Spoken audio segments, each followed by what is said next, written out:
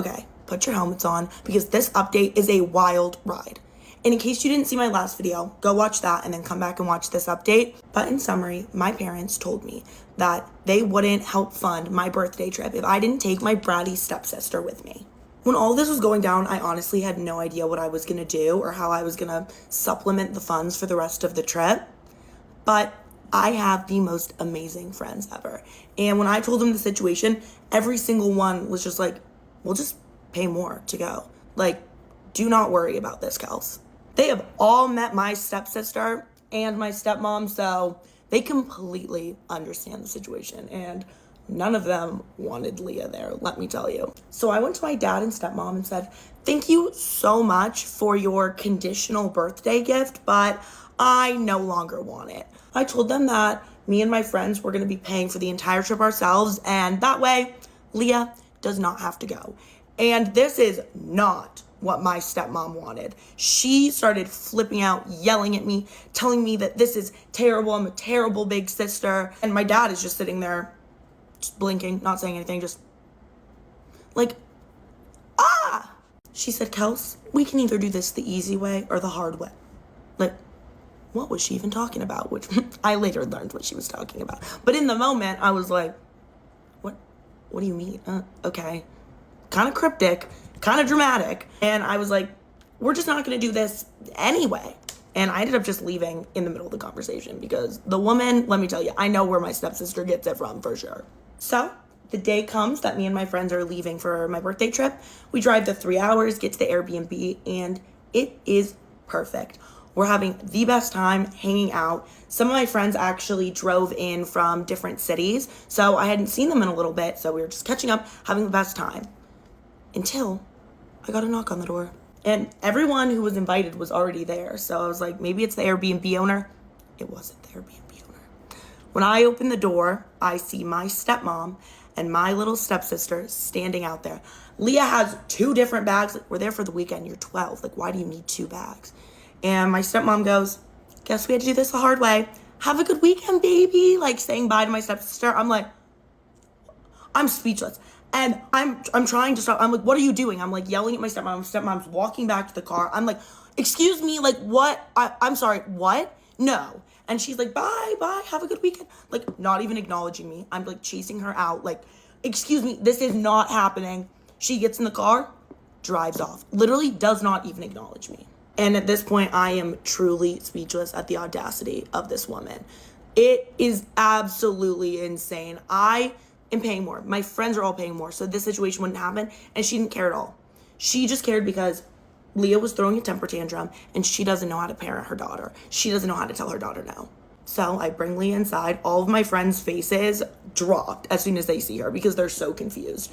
And Leah immediately starts screaming and running around and taking people's stuff out of their rooms that we've already like assigned and saying like, this is my room now, like throwing everything. And we're all just standing there watching this, mouths hanging open, not even knowing what to do. And that's when my best friend looks at me and she says, I'm calling my mother. Now for context, me and my best friend have known each other since childhood, and her mom was the assistant principal at our middle school. And I don't know if you guys had a assistant principal like this, but it was like you would much rather get sent to the principal's office than the assistant principal's office because she was scary. Now, as an adult, I absolutely love her. We're so close and she's done so much for me. But when I was 12 years old, let me tell you, I was not a fan. She is strict, doesn't take any nonsense from anybody, and my friend, she was parented very oppositely to Leah. And this woman was the absolute hero of our trip because within 3 hours of my best friend calling her mom, she was at the Airbnb ready to be the babysitter for the weekend. She said, we weren't even gonna know Leah was there. And honestly, we didn't. If we were downstairs hanging out, she would have Leah upstairs. And anytime we would hear Leah starting to have a temper tantrum, I don't know, somehow this woman fixed it. She was parenting. She was parenting Leah in a way that Leah had never been parented before. And honestly, it worked. Leah was way better behaved than she'd ever been. But within 24 hours, Leah was ready to go home because she was over the fact that We weren't hanging out with her. We were going out and doing our own thing, and she was stuck at the Airbnb with my best friend's mom. So she called my stepmom on her phone, obviously. You know, she has the newest iPhone. That's like not even a surprise to anybody. And my stepmom showed up at the Airbnb unannounced to pick Leah up, and she was not happy. She starts yelling at me how terrible I am and the fact that I didn't bring Leah around with me everywhere. And I told her, I was like, listen, we had plans and Leah couldn't do those things because she's 12 and we're all in our mid-20s. And my stepmom's like, you should have rearranged your plans. Like, there are so many great movies out that Leah could have gone and seen, and you guys could have gone to the movies and done that. I was like, I'm sorry. I'm not a babysitter. It is so kind. Like, you should be thanking my friend's mom for coming and babysitting, because there would have been no one to watch her if she didn't show up. And I'm not proud of this, but as she was yelling at me on the porch, just yelling, I just closed the door in her face. And she started just yelling louder, and I was like, bye, just walked away and just went back to my friends. I was like, you can just keep yelling on this porch, but I cannot listen to your yapping anymore, ma'am. Goodbye. I'll see you after the trip. And I mean, call me naive, but I kind of thought that she'd be over it by the time I got back.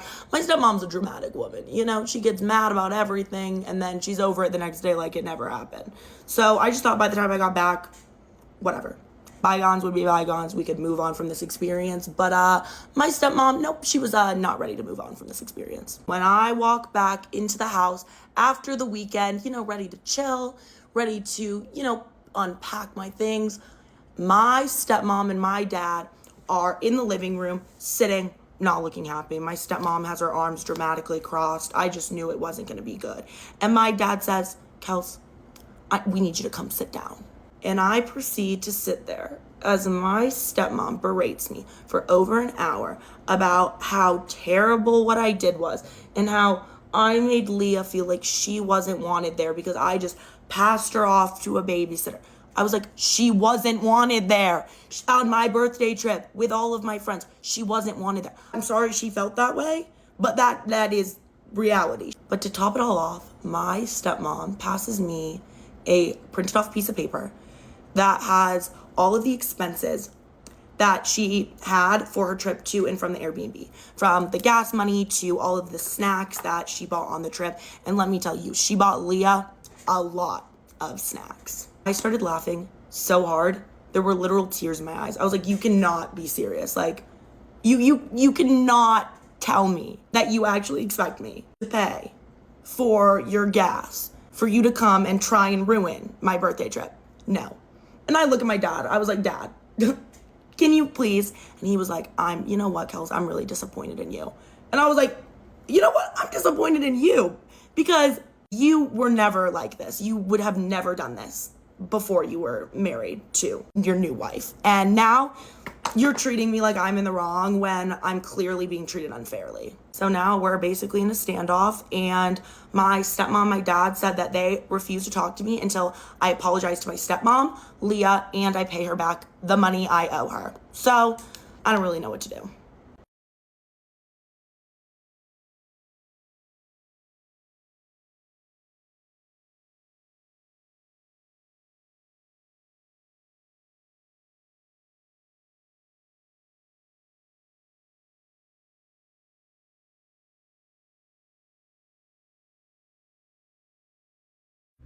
My boyfriend told me that he's not proud to introduce me to his friends because of my job. So my boyfriend and I have been together for a couple of years. My boyfriend has his doctorate degree, and so do all of his friends. I do love the fact that my boyfriend is very driven, he's smart, and he's very focused on his work. My boyfriend's family is very status focused. They do care about what I do for work, and they don't like the fact that I am just a CNA. No, I didn't finish college, but I'm still very proud that I was able to become a CNA regardless, because I do make good money and I love what I do. But anyways, my boyfriend invited me to a dinner party with his friends. I was very happy because this was going to be a step forward. I haven't really been around his friends much, and I just wasn't sure why my man didn't really bring me around them. Right before we left to the dinner party, my boyfriend got weirdly quiet and then finally said, "Please try not to bring your work up too much. I think that they would be a little judgy if you told them what you do for work." I was speechless. I didn't know what to say. And then he proceeds to tell me, well, it's not that I'm not proud of you, but I kind of feel like you're going to feel out of place with everyone else because of the degrees that we actually have that you don't have. So we proceeded to go to the dinner party. I wasn't really talking. I was very uncomfortable. I kind of felt like everyone was judging me before I could even walk in the door. It just felt so weird and uncomfortable. I was just smiling, trying to go up to my man's friends, just to introduce myself, but literally they looked at me, they saw that I was putting my hand out to shake their hand, to introduce myself, and they just blatantly ignored me, like I didn't even exist. I then told my man that I was very uncomfortable, I wanted to go home. He said that he wasn't going to go home, but I could go home by myself.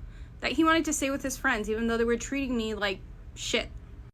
I definitely left because I'm not going to stand there and let people that have a degree treat me like I'm less, all because I don't have a degree. Once I get home, I get a text message from my boyfriend telling me that I embarrassed him, that I should have just stayed and ignored the fact that I was being treated like shit, because that's not what they meant to do. Welcome to part 3 of how I got cheated on by my 3-year boyfriend in broad daylight. Go back and watch part 1 and part 2 because you will be confused. But yeah, so I told my parents that I wanted to go to his house to tell his parents, and they were like, look, we fully support whatever you want to do, but just letting you know, if you go and do this, this is the end of it. Like, there's no coming back from it now. So a lot of you will probably think this was a crazy move, but to be honest with you, I'd obviously built a relationship with them. I knew them for 3 years, obviously basically lived in their house for 3 years, and I didn't know what way he was going to spin the story. And I don't know, I kind of seen them as second parents to me, and I just wanted to tell them. So I did tell him I was going there to do this, and he was okay with it. He was just like, yeah, you do what you need to do, because at this point I had the control. I just texted his mom and was like, hey, are you home? And she was like, oh yeah, like, are you looking for the rodent? And I was like, oh no, like, I'm just coming over. So she was obviously like, what is going on? She obviously thought something had happened, but like never anticipated this. So yeah, my mom dropped me over and I just walked into the garden and they were like, what happened? They knew straight away something happened. And I just told them, and they brought me into the house. They were very, very shocked. I'm not going to go into too much about this part because, basically told them, very, very shocked. Of course, they were under the whole impression of, nope, this is going to be fixed. There's no way this couldn't have happened. Like, we were fixing this. Everybody was so, at the time, loved us together, and like everything was just so perfect that this couldn't have happened. Like, so his mom gets onto him and was like, yeah, you need to get home, like, to obviously your home house, and this is all going to be sorted. So I went home anyways, and obviously, like, I'd be the first person to be like, if your boyfriend cheats on you, you're gone. There's no coming back from it. That is it. But when it happens to you, you're trying to think of every possible scenario. Like, can I fix this? Can I get over this? Can we get past this? Because it's scary. Like, one minute you're with someone and, like, you're in love and all that cringy stuff, and then the next minute they're literally gone. Like this, their decision, they're dead. Like, to me, that person I knew before that night is dead. And it'd be so different if he had been a prick for the whole relationship, or if I'd seen it coming, or if there was any inkling in the past that this could be a thing. And obviously, as I said at the very start of the story time, he did something like this when we were only seeing each other, and like, maybe I should have known then, but to be honest with you, no, I don't think this is any way the same. Like, a 3-year relationship, to go and do that is just beyond even, I can't even fathom it. We had a holiday booked 3 weeks later. Like, we were just finishing college. Like, there was no reason for this. Like, this was just so out of the ordinary. So to my shock horror, it had already made its way into Dunn's where I worked, which again was my biggest fear because I spoke so highly of this man. Like, whenever relationships would come up and people would talk about cheating, I'd be like, oh my God, like, cheating is so common, but my boyfriend would never. Like, he's the one person on this planet that would never cheat. And looking back now, I'm so naive. Like, my mom had always told me, never trust anybody 100%. And I was like, well, I'd rather trust him 100% and get hurt than not trust him and then be worried 24/7. So I suppose you kind of pick your battles there. Luckily, only 2 girls knew, because the fella that got it from the group chat had sent it to one of them and was like, do you want to send this to Casey? Because like, I would have been friendly with her. So the 2 of those girls promised not to tell anybody. And in a way, it was nice to have some people in work that knew, because that way when I had to go back to work, I luckily had like 4 or 5 days off after this anyways. So when I had to go back, if I needed to have a breakdown or anything, they knew why and it was fine. It was still pretty shit though, because at the time I didn't know what I was going to do. And if I was going to forgive him, which looking back now, I didn't, and thank God I didn't. I didn't want people to know, like, oh, her boyfriend cheated on her and she got back with him, And now I really do have sympathy and understanding for people that do get back with their cheating boyfriends, because it is really, really difficult. Also, can I just mention, at this time, he's still denying it. Like, I have video evidence and he is still denying it. Like, I don't know what was going through his brain. I think he might have been having some kind of episode, because if you're going to deny something that's on video, God help me if I didn't have those videos. So that evening rolls around and myself and the rodent decide to meet up in person to talk about this, because this over text we were getting nowhere. So his mother had to drive him to meet me because he was too upset to drive, apparently. Poor you. So she collected me and I got into the car, and like it is the weirdest feeling, like getting into the car with your current boyfriend who has cheated on you the night before with his mother. Like, I just, it's like a movie, like. So we go down to my local canal and we just walk down and we sit down somewhere, and I'm like, right, so what happened last night? Bear in mind, he's still trying to deny this. So I made him sit through the videos in slow motion, zoomed in, like dragged the clips, and I was like, what is going on here? You need to tell me what is going on here. And he was like, yeah, basically that's what happened. And I was like, no, you need to say it. You need to say it. Like, what did you do last night? And he was like, I was unfaithful. And I said, no. What did you do? And he said, I cheated on you. And that's when it hit me. Obviously it was real and it had happened, and I had been sent footage and I knew it had happened, but hearing it from his mouth, I cheated on you, words that were never, ever going to be said, were now said. And it was real. He's adamant that we can fix this, and he's adamant that this is going to get better, and like this is just going to make us stronger and all this bullshit. And I'm just like, this is the one thing we've always said we will never, ever be able to get past. He tried to make himself sound better by being like, oh, the lads do it all the time, the lads have done worse, the lads this, the lads that. I don't care what the lads do. You're your own person and you chose to do this. So all of a sudden, this fella who's so against cheating is hanging around with lads that cheat all the time and trying to make it sound better that he did it because they do it all the time, like, and they do worse. I just can't. So I didn't want to make any rational decisions there and then. So I decided, look, let me just think about this, because in all seriousness, I knew that this was the end. I couldn't possibly look past this, but I was way too afraid. Like, when you're with someone from when you're 18 to when you're like 21, it's a big chunk of your, not your teenage years, but like your college years. And like, it was going to be a huge change. And I was so embarrassed and I didn't know what to tell people. So I just couldn't make a decision straight away, even though I knew deep down this was the end. So the next 2 weeks, we like to call them in this house the mourning period, as in mourning a death. I couldn't get out of bed, I couldn't shower, I couldn't eat, I couldn't be left alone, I couldn't go to the toilet on my own, I had to have the door open at all times. Now, this might sound so dramatic and so ridiculous, but I'm just the kind of person that takes everything like 10 times more seriously than everybody else. And obviously your first boyfriend, first love, first everything, and it's just taken away from you overnight. Like, to be betrayed so publicly, like for you to go out in Dublin, where I know so many people between school, college, the Gael talk, just from knowing people, like to go and get with someone in public, it is so embarrassing for me and such a betrayal. Like, do it in private at least, like to be doing it in Flannery's, like Jesus Christ. And he was the one person that'd be like, you better never make a show of me, you better never text any other lads, or like be trying to with my friends or any of this crack, as if I ever would. And then you go and get with someone in Flannery's. Questionable. I also meant to reiterate, he told me that he didn't know this girl. Why are you talking to a girl all night that you don't know? He told me that she knew he had a girlfriend. Now, I am pleading with the public here. If you are that girl in those clips that I've showed, if you are her friend, if you know her, please contact me, because I would be dying to know. If you didn't know he had a girlfriend, amazing. No hatred towards you. If you did, embarrassing. I personally, I don't want to be like, oh, fair play to him or whatever, but in the first couple of videos, he is kind of like rejecting her a bit. In my opinion, he should have told her to, you know, where to go at that point, but he didn't. So I personally think that she knew he had a girlfriend, because why would you be like continuously trying to get with someone if they were rejecting you if you didn't know? I feel like she knew he had a girlfriend and she was like, right, I'll crack him eventually. And she did. Genuinely would say they're the worst 2 weeks of my life. I literally just sat in my room screaming, crying. Now, I did go back to work after like a week and I was able to hold it together, thank God. But I did cry in the bathroom a couple of times. During these 2 weeks, my Shein order for Croatia arrived. Like, it was horrific. And like, I would never wish it on my worst enemy, ever. Yeah, during these 2 weeks, yeah, we were still officially together, but like, it was kind of just me taking time, thinking, can I get over this? Can he prove himself to me? He was getting me flowers. We met in person twice during this period. And it's so weird because the person in front of you is a person that's done this to you, but it's almost like you want to tell them. Like, I wanted to be like to him, oh my God, you won't believe what the rodent did. But he is the rodent. Like, it's just, you want to hug them, but you also want to kill them. Like, it's like the one person that you would go to for everything, for help, has now done this to you. It is bizarre. I went to his niece's first birthday during this time. Don't even ask. I feel like this is stuff that you hear on like Jeremy Kyle. Like how did I go to his niece's first birthday after he cheated on me and act normal? Now, I look like I was hit by a bus, but it was that day that I decided, no, I can't do this. This is never going to go back to normal. So we met up then for the third time in person, and we both just knew that this was kind of the end.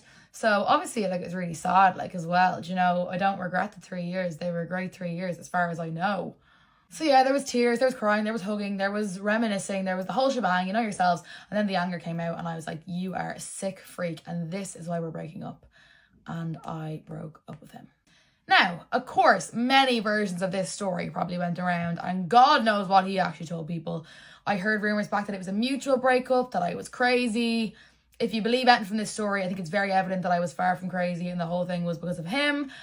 And I broke up with him because he cheated on me. No other reasons. Well, actually, there is a lot of backstory to why this whole thing was so bad, which I'll go into in another video. It was actually too deep to get into in this video. I feel like something weird is going on between my best friend and my husband.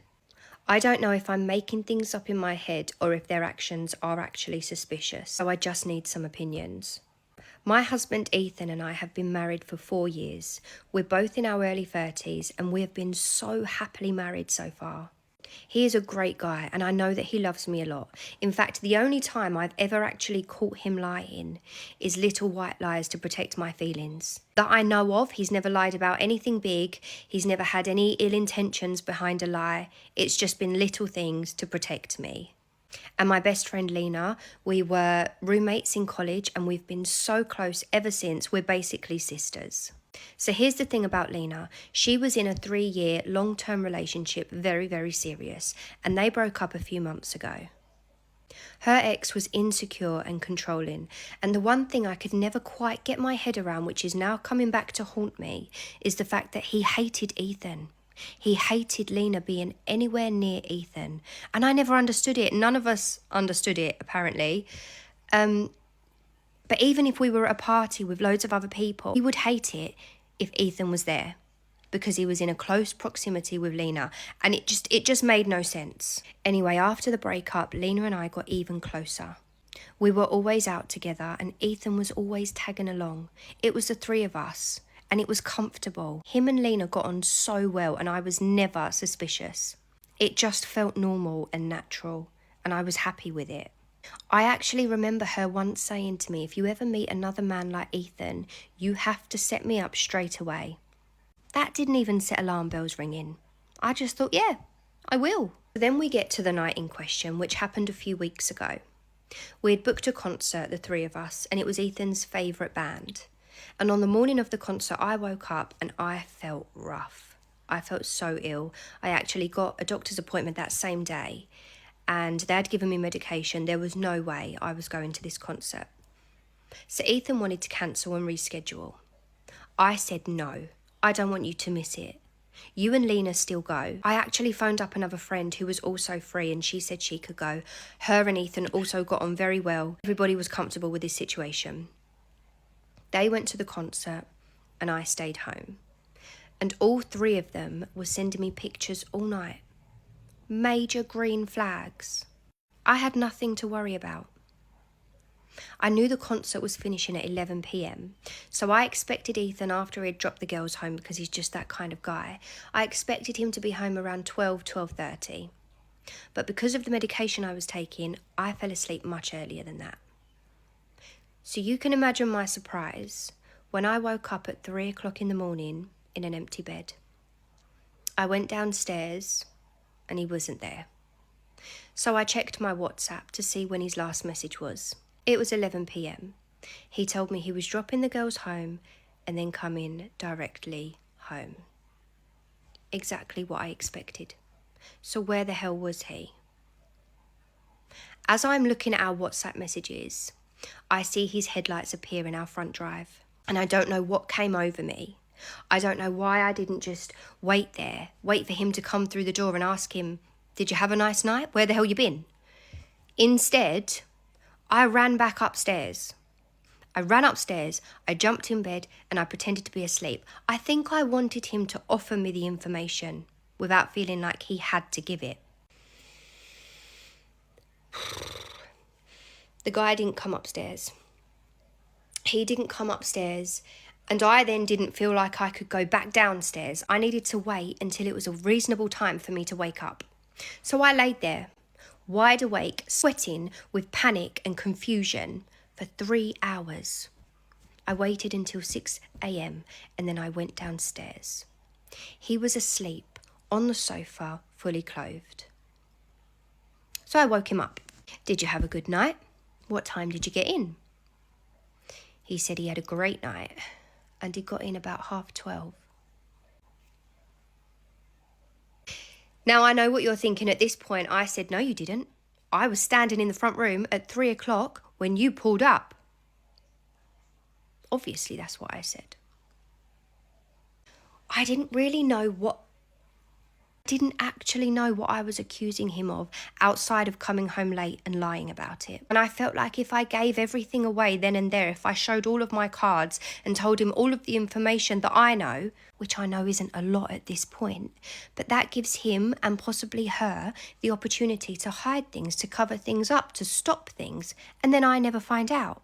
So I said nothing, and I made a decision then and there to do some digging. So naturally, I've been trying to get them both in the same room together. I need to observe their behaviours around each other. And let me tell you, it has been impossible. Both of them have all the excuses under the sun when I invite them to be with each other. It doesn't matter what way round I try and do it. If I'm going out with Lena, where Ethan would normally be coming with us, he's got an excuse. If I invite Lena round, where I'm at home with Ethan, she's got an excuse. Neither of them ever used to have excuses. It just doesn't make any sense. So then we get to last weekend. We were invited to a party. They were in the same room together. I was watching. That's pretty much all I did at this party. I was just watching them. They didn't speak. They didn't even look at each other. The only time they went near each other is when one was already standing in the kitchen and the other went to get a drink. They didn't even look at each other. But I now have a plan. Tomorrow night, me and Lena are going for a meal. / tomorrow night, me and Ethan are going for a meal. They don't know that each other's going to be there. So we'll see how that goes. Obviously, if one of them gets up and walks away, I've got my answer straight away. Something happened, right?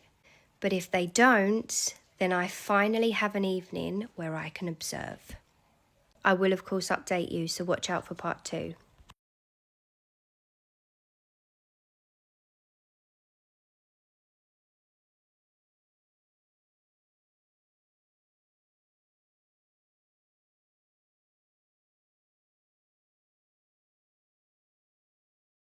She didn't fall in love with you because you remembered her birthday and bought her flowers on Valentine's Day. She fell in love with you because when you woke up in the morning, you said good morning to her before you checked your phone. She fell in love with you because when you went to the fridge to get yourself a drink, you got her one without even asking.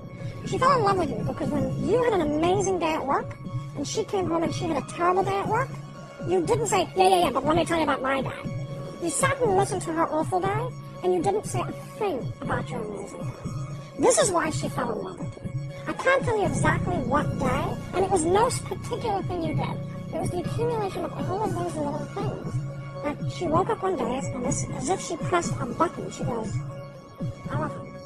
And the same with the relationship. It's not about the events. It's not about intensity. It's about consistency. I took my fiance home to meet my family, and I left with no fiance. I got engaged in February of this year to Mark. We had been dating for 3 years prior to getting engaged. It was honestly heavenly bliss until I took him to meet my family. Everyone was so welcoming and genuinely happy for us. Before the trip was over, my oldest brother suggested a camping trip up north with all of us siblings and all of our partners so that they could get to know my partner outside of like being with my parents. I was reluctant because I don't really spend this much time back home, but I eventually just agreed. The trip was going really well, so I decided to let my guard down and I started really enjoying my time in the mountains with my siblings. However, the day before the trip was over, everything changed. My sister and her husband were on their 17th argument of the day, and it was only 11 a.m. by this time. Her husband stormed out of the cabin and she just stayed there crying. I honestly don't do well with other people's emotions, so I suggested a hike so that we could kind of clear our heads. My fiance suggested that just us siblings go so that my sister could talk freely if she wanted to. I asked him if he was sure, and he said that he really needed to check some emails, so he would do that while we were out anyways. This is where the story kind of starts. Early on in the hike, my sister just said that she just wanted to go home, and I offered to walk her back to the cabin, and she said that she just wanted to clear her head. We continued our hike, and she walked back to the cabin, and then a little bit later on in the hike, I just really wanted to go home and shower, but my brother and his wife wanted to keep exploring, so I went back to the cabin to go shower. My sister's car was still outside even though it was a couple hours later on in the day, but I just ignored it. I figured that she just hadn't left yet. I go into the cabin and I hear some faint, familiar moans and a very familiar grunt. I went upstairs only to find my fiance and my sister together in the worst way. At that point, something broke inside of me, so I took a picture of what I saw and I quietly grabbed all of my stuff, went downstairs, left my ring on the counter, and left. As I was leaving, I sent the picture in my family group chat and then I just turned my phone off. The next day, I turned my phone on and I had 47 missed calls from my family and like 100 text messages from my fiance. Apparently, my sister's husband had gotten the text as he was returning back to the cabin, and I guess he was not nice to my fiance. Initially, I felt very justified in my actions. I hate it, but I did. Obviously, I know what they did was terrible. Me sending that photo in the family group chat was gross, and I just got innocent family members involved for no reason. And they definitely didn't deserve to get dragged into this. My engagement is over and I removed myself from the family group chat, and I haven't even spoke to anyone about it since it happened. Don't nothing piss me off more than when y'all be acting so surprised when y'all find out studs get head. Like, why do y'all think we just use our strap 24/7? Like, no, bitches be eating me the fuck up. Ate off the bone, to be exact. Hey, we're getting ready. Fuck. I can't get these to stay to save my life. Okay, I put like half of a bonnet on to keep these out of my face. So I need to update you guys. Okay, I'm just gonna let it hang there. I don't even give a fuck anymore. Basically, me and Pizza Man have been long distance. We're literally long distance because he graduated college and he went to college in my area, but he lives like on the other coast of Florida.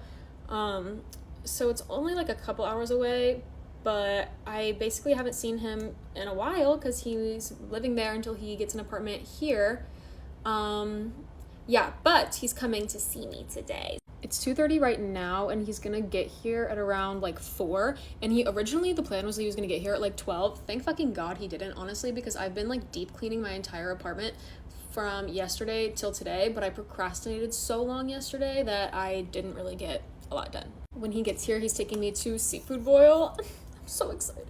But basically, my dishwasher is broken, so I did a bunch of dishes yesterday. I swept and mopped. Today, I vacuumed my entire apartment, and I cleaned the bathroom. I cleaned all of, like, my bedding. I did everything, basically, you can think of. He hasn't seen my hair in person yet, so that's why I attempted to do it today. Attempted is the word I'm using because, well, look at it. Tomorrow, we're going to breakfast at our regular spot, and we go there so fucking often that, like, the people know us there, and I fear they may not know who the fuck I am when I walk through the door. So I've been doing that 30-day Pilates thing, as I've said before, and it's actually really fun, and I've been trying to drink like a lot more water. So I've been drinking like 3 full like Stanleys a day, like the 40-ounce ones. How much water am I supposed to be drinking? Like, I don't even really know. And then also, I'm a health girly now. I've been drinking kombucha. So basically, I am now the epitome of health, and I will live to be 150. And like, low-key, I feel like people are like lying. Like when they say like, oh, have you noticed any differences since you like changed your lifestyle, like done this? And mind you, I've only been doing this for a week, but low-key, I feel exactly the same. I'm not even gonna lie. I'm sorry. And honestly, the same thing low-key goes for vaping. I'm so sorry. I hate to say it, but when I quit vaping, I really did not really notice much of a difference. People are like, I wake up with more energy in the morning. I feel great. Bitch, I literally feel exactly the fucking same. I'm not even gonna lie to you. I will say, I don't get those like I don't get like those like weird feelings in my chest sometimes. If you know, you know. I don't get those anymore, so I guess that's, you know, and I don't regret it at all. I'm so fucking glad that I don't vape anymore. I don't feel like I'm gonna, you know, die now all the time. Just like, let me know if you guys like have experienced the same thing, like those pills that are like the ashwagandha, or like just any like health thing that's supposed to make you feel any type of way. I feel like maybe I'm just thinking about it too hard, but it's never done shit for me. Okay, I wanted to go supernatural today, and I did. In the next video, I'm gonna be taking down my hair. So yeah, love you guys. Bye. So I just got home from dinner, and I have been trying to decide if I even wanted to talk about this at all because it's horrible, but this past week an Amber Alert revealed that my boyfriend of a year and a half has been cheating on me. The boyfriend that I was building a life with, picking out rings and shutter colors with. So an Amber Alert went off on my phone. My boyfriend was out at a beer with the boys before immediately going to the airport. He had been acting super strange. So when this Amber Alert goes off, I go in the bedroom. I immediately smell cologne. Weird to put cologne on to go out for beers with the boys. So I see the Amber Alert is going off on the watch. I go to silence it. I've already tried to call him twice. No answer. Earlier that morning, I had sniffed my pillow because I just felt like something was off. He called me crazy. He said I was a psycho. I looked around the room. I felt like things had been moved. I felt like my sink, all my stuff under the sink had been moved. Called me absolutely crazy. So I pick up his Apple Watch. I silence the notification, and I immediately get an "I miss you already" text. It is the girl that he has been in a full-on relationship for the past 2 weeks. Like, "Good morning, beautiful. I miss you. I'm in it for the long haul, blah, blah, blah," text.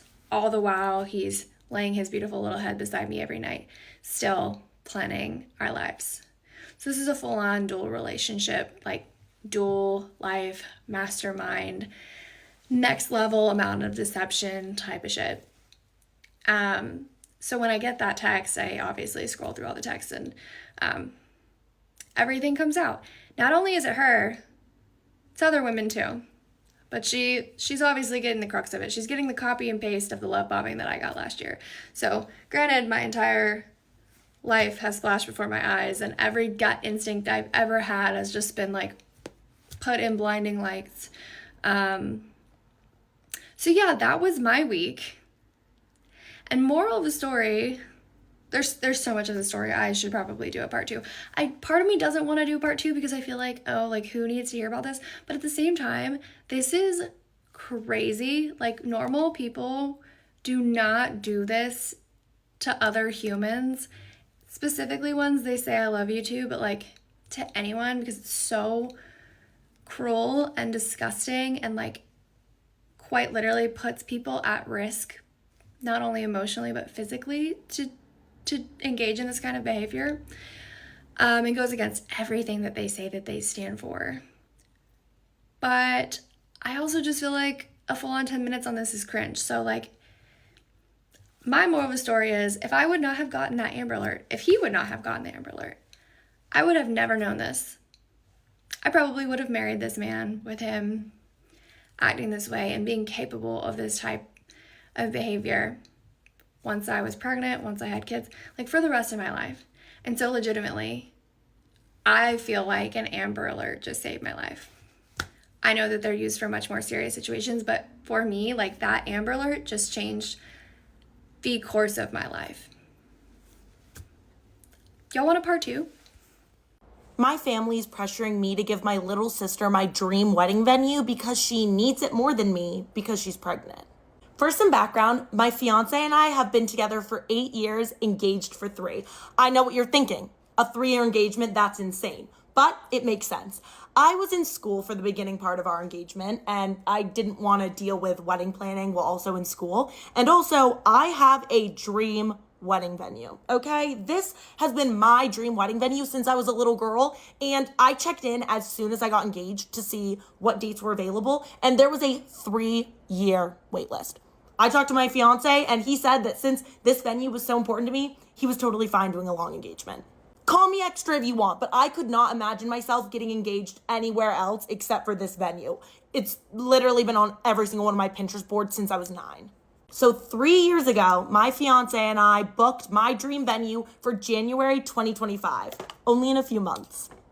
Everything's basically booked. We have all of our vendors, the caterers, the photographer, everything. We are ready to go. Here's where the drama starts. Yesterday, my family threw a big family barbecue for our entire extended family, and that is where my little sister announced that she was expecting with her fiance. Everyone was really excited for them. We all love my little sister's fiance. He's a great guy. They were supposed to be getting married at the end of 2025, and that's when my grandma asked, hey, so you still planning to get married at the end of 2025? You're gonna have a newborn. And that's when my little sister says that they actually want to push up their wedding to January. Yes, January. Yeah, that's when I'm getting married. If you guys forgot about that. I didn't say anything, no big deal. I can share my wedding month. I'm not that much of a bridezilla, and I get it. I mean, I don't really get why she couldn't get married in February or March, but, whatever. She's pregnant. She wants to get married as soon as possible. But obviously, when my little sister says January, we all are kind of taken aback because that is soon. So my grandma responds, well, do you have anything planned? Where are you going to have this wedding? And that's when my little sister turns to me with big puppy dog eyes. She says to me, yeah, that's kind of what I wanted to talk to you about, Kels. We were hoping that we could just kind of take your venue. Take my venue, my dream venue that I've waited 3 years for, and she knows this. She knows this has been my dream venue. She's known it was my dream venue since I was 9 years old and she was 7, okay? So this ask is not a small ask. And she's obviously putting me on the spot in front of our entire family who are just expecting me to cater to my little sister like everyone does, okay? She's the baby of the family, the youngest of all the cousins, so she's always gotten everything she's wanted. So they're just looking at me like, oh, what a nice thing to do for your little sister. No, okay? I'm nice, but I'm not that nice. After a few seconds of me not saying anything, she continues. She's like, everything that you've planned for your wedding so far is absolutely stunning, and it's just going to be too stressful for me to try to plan something right now while I'm pregnant. So I just think that would be the right thing for you to do, to just give me your venue and all the things you have planned. Not only does she want the venue, yet she wants my caterer, she wants my makeup artist, she just wants to take my wedding, boop, switch out the bride and groom. It's them. That's what she wants. We can just send little updated invitations that say that there's going to be a different bride and groom, right? It's that easy. That's when my little sister's fiance jumps in and he's like, we talked about this. We said we weren't going to put her on the spot. And my little sister looks at him and is like, don't be like that. Of course she's going to give the venue to her little sister. We're not putting her on the spot. I mean, yeah, you are putting me on the spot. Then my little sister says, Kels just wants what's best for me. It's no big deal, right? And finally, I respond. I'm like, yeah, it kind of is a big deal. And not getting the immediate yes that she expected from me causes her to lose it. She bursts into tears and runs out of the family barbecue. And everyone's looking at me with the most disappointed looks, like I'm the villain. And that's when the disapproving comments start. My grandma calls me selfish. My mom is like, Kels, you waited 3 years to get married. Would it have really been that bad to just wait a few more months? Do you not get that it wouldn't be a few more months? In order for me to have that venue, I'd have to wait another 3 years. I did not wait 3 years to get married just so that I could then not have that venue. And I'm not waiting another 3 years to get married. That's absolutely absurd. If it would have been easy enough for me to just plan another wedding at my venue, I would have done it for her, even though it's an extra request. But it's just not feasible.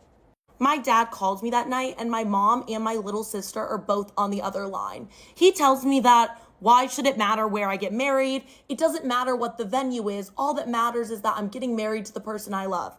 Okay, if the venue doesn't matter, then why can't my little sister just pick up something that has an opening in January? There's lots of venues that have last minute openings in January, just not one that she would want. I tell my family, I'm like, listen, I will help her plan her wedding, but she's not going to use my venue. She's going to have to get her own. And that's when she starts losing it on the phone. She's sobbing. She's like, this is so unfair. You always get everything you want. I'm sorry. Should we do a recap of our childhood? Because that is not the case, Missy. My parents are like, Kels, just do this one thing for your little sister. When has she ever asked you for anything? First of all, she asks me for everything, all the time. And when she's not asking me for things, it's because she's already gotten them from asking for my parents. I said it's pretty clear that she just wants my wedding. She wants all of my planning and my venue and all of the work I've put in. The easiest solution to me is if she wants my wedding venue so badly, why doesn't she get on the wait list for 3 years? And by the time it's her wedding, she won't be pregnant anymore. Look at that. Crisis averted. The drama that this has caused is absolutely absurd. Certain members of my family are threatening to not even go to my wedding because they say I'm being selfish and I'm causing my sister so much unneeded stress during her pregnancy. My fiance's family is super angry at my family for even bringing this up as an issue because, again, they've all made plans to attend our wedding. It would be a huge inconvenience for their family to change all of these plans as well. I don't know what to do because I am not about to give up my venue, but also I don't want my little sister to be upset, and I also don't want my family not coming to my wedding. Am I the asshole for flashing my mother-in-law after she told me that I couldn't breastfeed my own baby in my own house? I recently had a baby and I have been breastfeeding her regularly, okay? So this is something to note. My mother-in-law came over to our house unannounced, like she normally does. I was busy doing chores, and she decided to go to the garden and pick a few things, and then she started to chat with me for a little bit, and then she went to go sit down on our couch to watch TV. So later, after I was done with everything, I decided to sit down and also watch TV because I was extremely tired. All of a sudden, my baby got fussy, and I decided to grab her so I can feed her, and of course, I put my top down so that I can feed my baby. My mother-in-law seemed bothered because she then swung her head, just staring at me and saying, "Really? In front of me? Maybe I should take my top off too and just be naked, huh?" And then she proceeded to roll her eyes at me.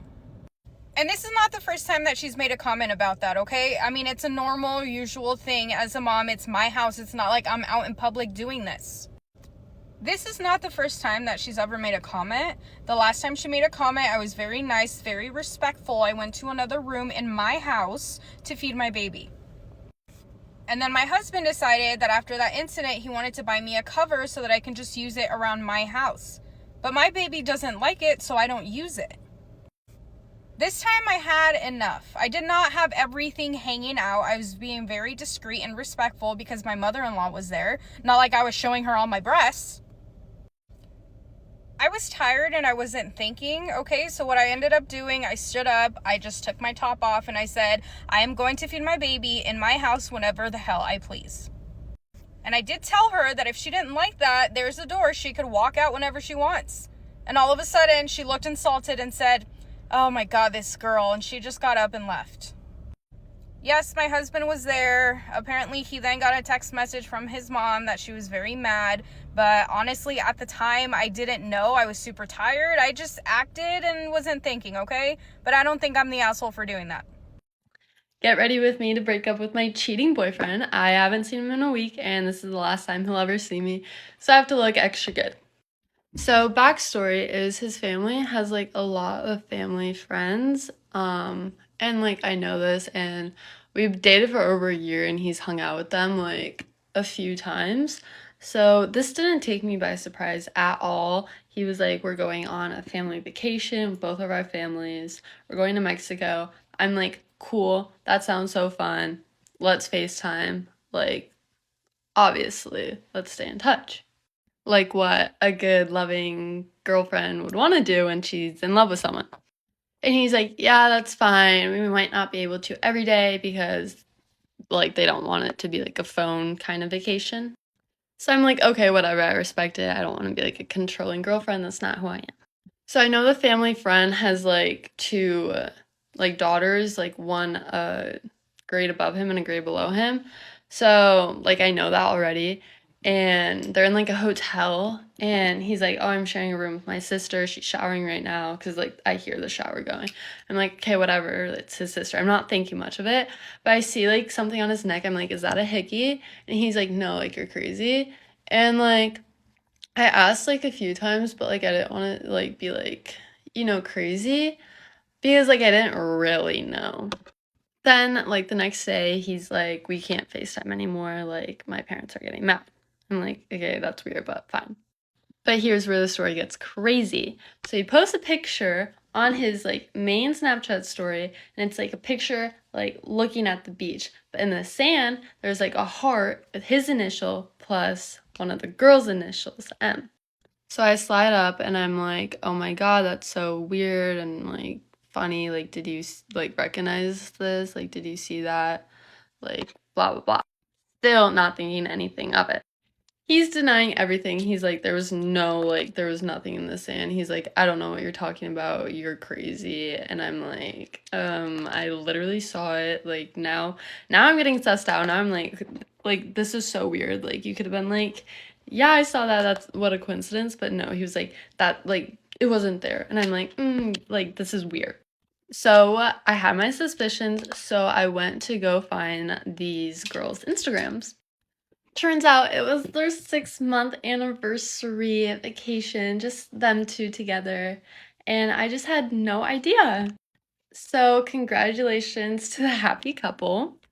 He doesn't know I know this though, and he thinks we're all good. But then I woke up from my dreams, so we're all good, and I can't wait to see him tomorrow.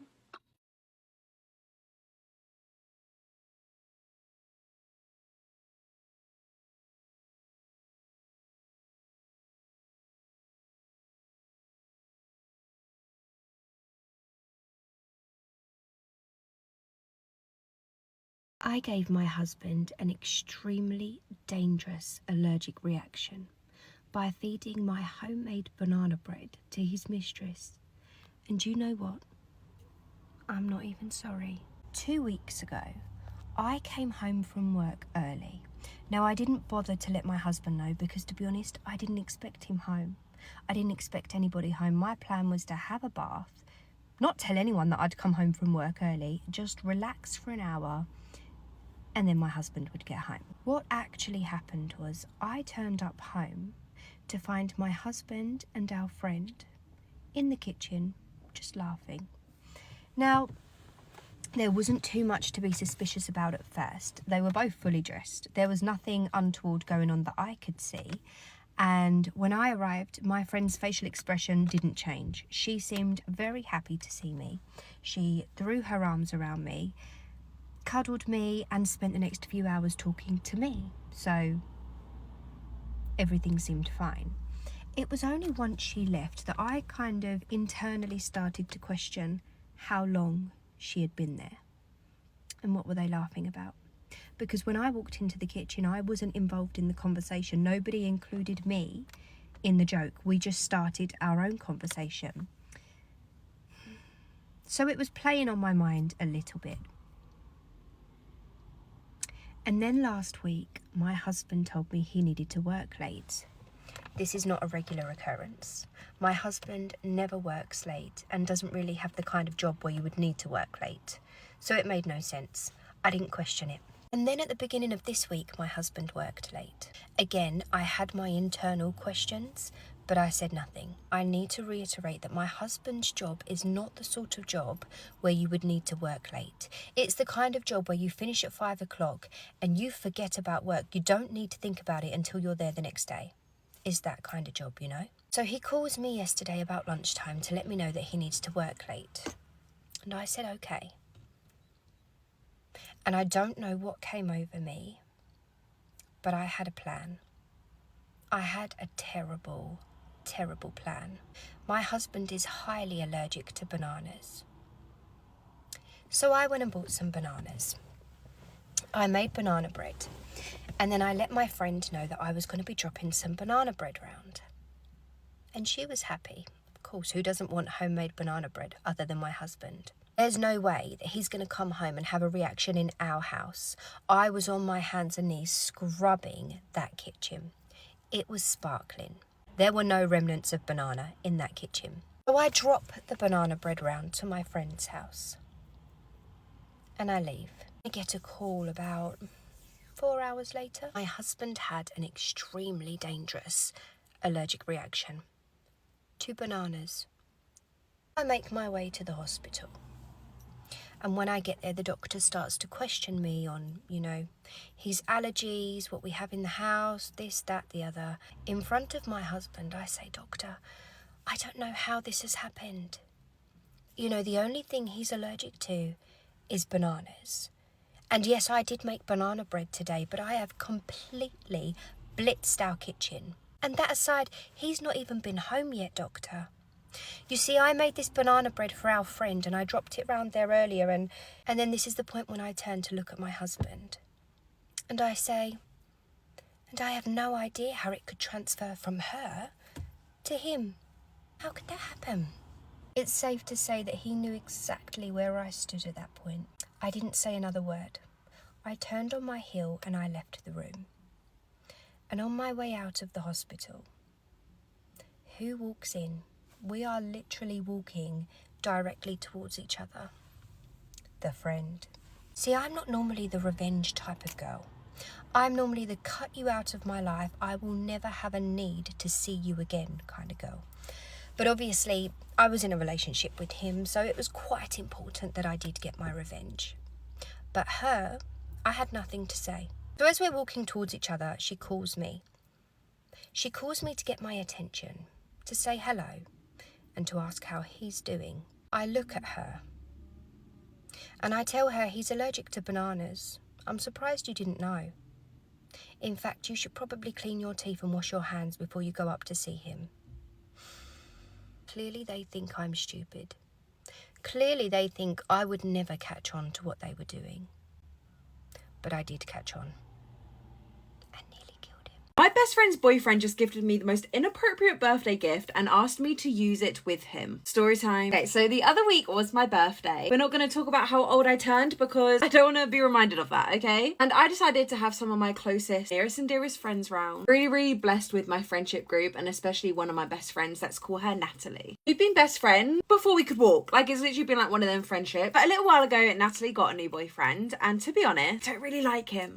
Let's call him Mark, and Mark definitely gives me the creeps. He gives me the heebie-jeebies. However, he made Natalie and makes Natalie so happy. I can't be that friend that's like, he's weird, you can't date him. And one of the reasons Mark gives me such like the creeps is because he makes such weird passes to me. Am I being self-absorbed and like reading into this weirdly? I'm not. Anyway, I still invited him round for my birthday for Natalie's sake. When they both came round, obviously Natalie had a present for me. However, Mark also had a present for me. Natalie was laughing when he was like, oh, I've got you a gift, because she didn't know what it was. We just thought it was hilarious. I'll accept, obviously.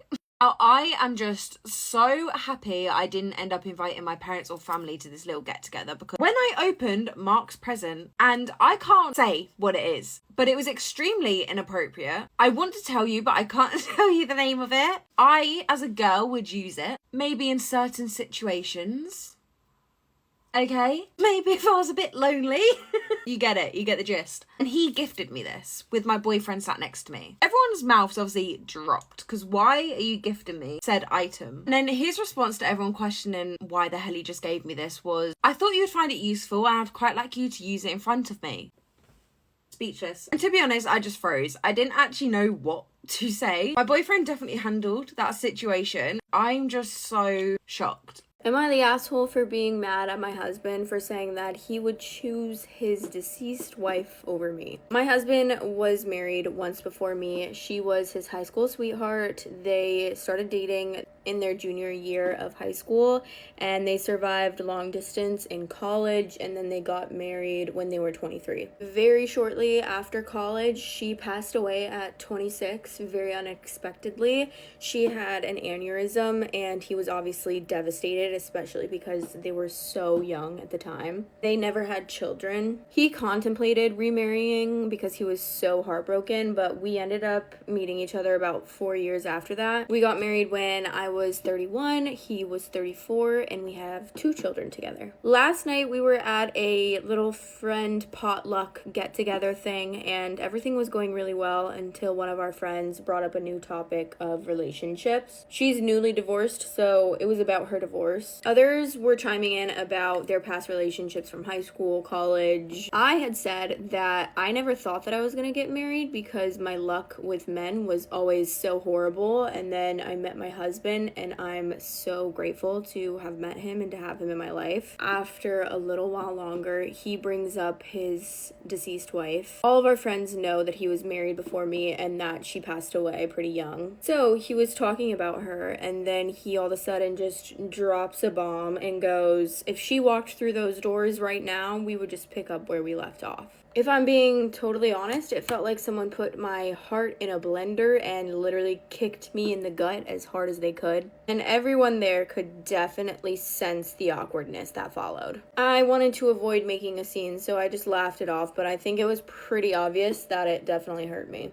I just feel like if you really feel that way, then why are we married? I've never once asked him to get over his wife. I mean, I've never had a deceased partner or a deceased spouse, so I have no idea what that feels like. But I would absolutely never say that in front of my new spouse. After the gathering, I barely spoke to him on the drive home, and not even the entire night after that. I did tell him that what he said hurt me and that we could talk about it in the morning after I've calmed down a little bit, because I didn't want to say anything mean to him. But I ended up just sleeping on the couch because he would not leave me alone about it. It's now the next morning and I barely slept and he's still sleeping. I'm not really sure what to say or do about this situation. Whoever ordered this deep dish pizza on DoorDash, I try to call you and let y'all know I couldn't find the building. It had the perfect amount of cheese, pepperoni, sausage, ham, bacon, just how I like it. And I swear I'm not like this. I felt bad. Still do. I called and I text and you didn't answer. I'll tell you I'm here. You don't come out. You don't text back. What do you really want me to do? But you do have good taste.